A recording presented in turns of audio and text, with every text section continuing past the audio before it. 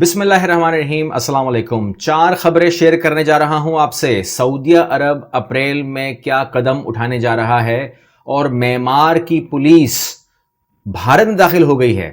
تیسری خبر ہے امریکہ نے روس پر پابندیاں عائد کر دی ہیں، اور کیا جنگی جرائم کے ارتکاب کی صورت میں ICC کا جو کیس ہے، کیا امریکہ اسرائیل پر پابندیاں عائد کر دے گا؟ یہ خبریں بھی آ رہی ہیں آپ کے سامنے۔ یہ چاروں خبریں اس ویڈیو میں شامل کر رہا ہوں۔ آپ امید کرتا ہوں میرے ساتھ رہیں گے، اور ان چاروں خبروں کو میں نے شامل کیا ہے اس ایک ویڈیو کے اندر۔ پسند آ جائے تو لائک ضروری ہے تاکہ یہ ویڈیو زیادہ سے زیادہ لوگوں تک پہنچ سکے۔ شروع کرتے ہیں۔ تو پہلی خبر ہماری سعودیہ عربیہ سے ہے، جس نے یہ اعلان کیا ہے کہ 1 اپریل سے وہ 1 ملین بیرل تیل کم نکالنا شروع کرے گا۔ جب تیل کم نکالے گا تو اس نے بتا دیا ہے کہ تیل کی قیمتیں بڑھ جائیں گی۔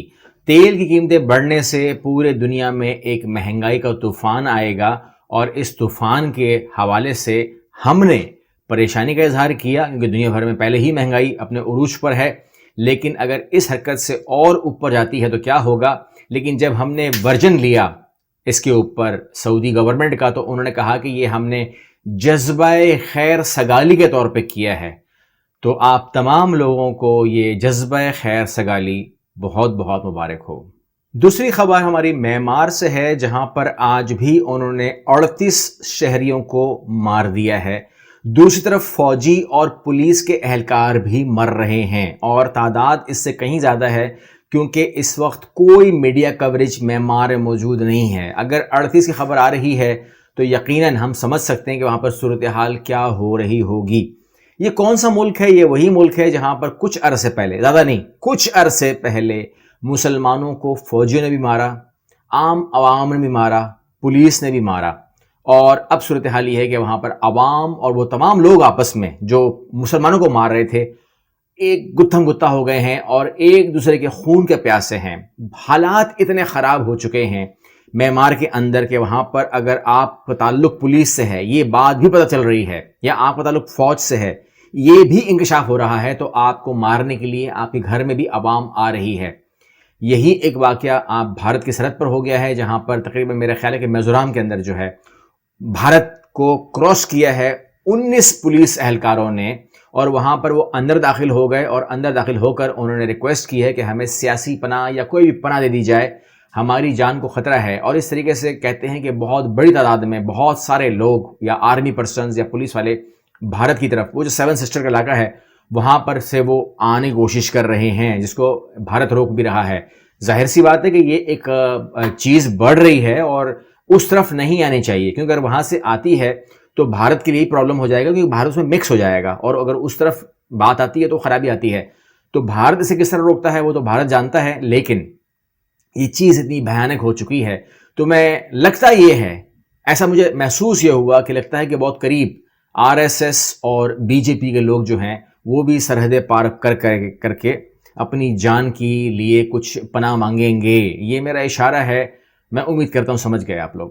تیسری خبر ہماری رشیا کے حوالے سے ہے۔ رشیا جو ہے وہ ایک چیز کے لیے بہت مشہور ہے کہ وہ زہر دیتا ہے، یعنی کہ وہاں پر ایک پوائزن اسکواڈ موجود ہے۔ یہ پرانی بات ہے، لیکن اب صورتحال یہ ہے کہ یہ چیز ہر وقت کے ساتھ ساتھ ہمیں کہیں نہ کہیں ملتی رہتی ہے۔ زہر دے دیا روس کے اندر، زہر دے دیا امریکہ میں، زہر دے دیا UAE میں، یہ ہم چلتا رہتا ہے، اور جہاں پر بھی رشیا کا یہ اسکواڈ آتا ہے وہاں پر زہر کی بات آتی ہے۔ اور ابھی یورپی یونین نے گزشتہ دنوں جو روسی بلاگر تھے ان کو زہر دینے کی پاداش میں انہوں نے پابندیاں عائد کر دی تھی روس کے اوپر، اور پریشر بنایا تھا امریکہ کے اوپر کہ وہ بھی پابندیاں لگائے۔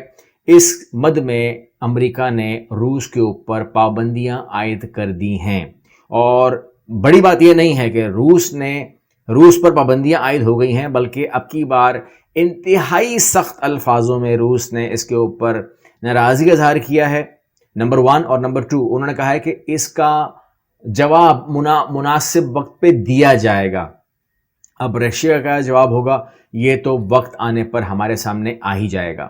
چوتھی خبر آپ سے شیئر کرنے جا رہا ہوں، اور وہ اسرائیل کے حوالے سے ہے، جہاں پر اس کے اوپر جنگی جرائم کا مقدمہ شروع ہو گیا ہے۔ کہتے ہیں کہ 2014 سے لے کر 2020 تک جو جنگی جرائم ہوئے ہیں فلسطین کے خلاف، 6 سالوں میں ان کے اوپر مقدمہ چلایا جائے گا اور وہ کیس سماعت کے لیے پیش ہو گیا ہے، اپروو ہو گیا ہے اور شروع ہو گیا ہے۔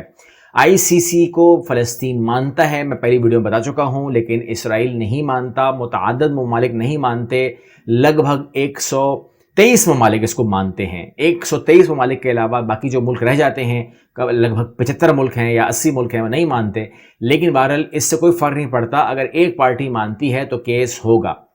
اب معاملہ یہ ہے کہ خبریں نکل کے یہ آ رہی تھیں کہ اگر آئی سی سی کا یہ کیس کب کامیاب ہو جاتا ہے اور فلسطین کیس جی جاتا ہے تو کیا امریکہ اس پر بھی پابندیاں عائد کر دے گا جنگی جرائم کی بداعش میں؟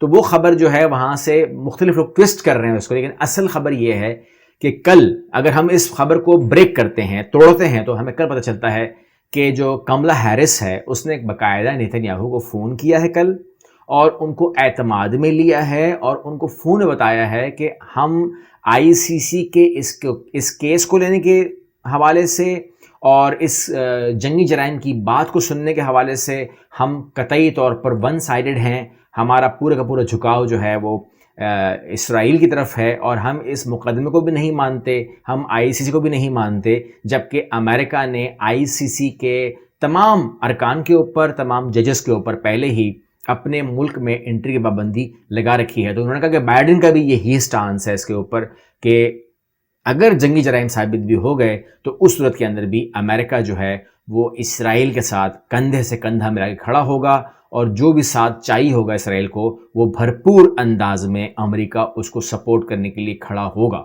ان چاروں خبروں کو آپ کس طرح دیکھتے ہیں؟ چاروں خبروں میں سے جس خبر پر بھی چاہیں آپ تبصرہ کر سکتے ہیں، بالکل آپ کو آزادی ہے، کمنٹ کیجئے، اپنی رائے کا اظہار ضرور کیا کیجئے، اور جو میرے لیے ضروری ہے، جو آکسیجن ہے اس ویڈیو کی، وہ ہے لائک ضرور کیجئے تاکہ یہ ویڈیو زیادہ سے زیادہ لوگوں تک پہنچے اور انفارمیشن شیئر ہو آپ کی طرف سے۔ اللہ حافظ۔